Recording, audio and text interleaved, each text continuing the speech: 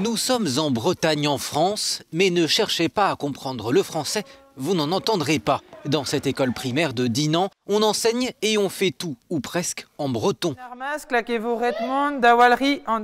Une méthode d'enseignement dite immersive. C'est breton à 100%, mais parfois on n'a pas le choix, quoi.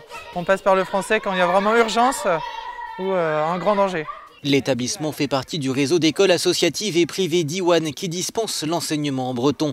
Mais le directeur de l'école l'assure, les élèves ont le même niveau de français que les autres arrivés au collège.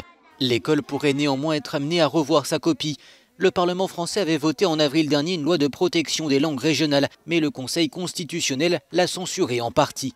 Si les communes peuvent prendre en charge la scolarisation des enfants qui suivent un enseignement de langue régionale comme l'alsacien, le breton, le basque ou le corse, le Conseil constitutionnel conteste qu'une autre langue que le français soit principalement utilisée sur le temps scolaire. On a un contrat avec l'éducation nationale, donc pour l'instant on nous promet qu'il n'y aura pas de changement, mais au changement de gouvernement par exemple ou de personnes au pouvoir, on pourrait très bien réutiliser cet argument pour nous supprimer en fait le contrat. Tous les enseignants qui sont pris en charge par l'éducation nationale actuellement seraient à prendre en charge par le réseau associatif, par nos propres fonds.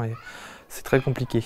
Autrement dit, les écoles risqueraient de fermer. Pour les défenseurs de cet enseignement immersif, ce serait un retour en arrière et une perte pour le bagage éducatif des enfants.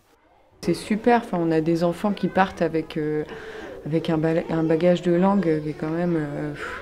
on a des enfants à la maison qui parlent anglais avec leur maman, français et breton avec leur papa. Ils partent au collège, ils ont déjà 3 langues en poche. Le député à l'origine de la loi sur les langues régionales voit aussi dans cette censure du Conseil constitutionnel une inégalité de traitement.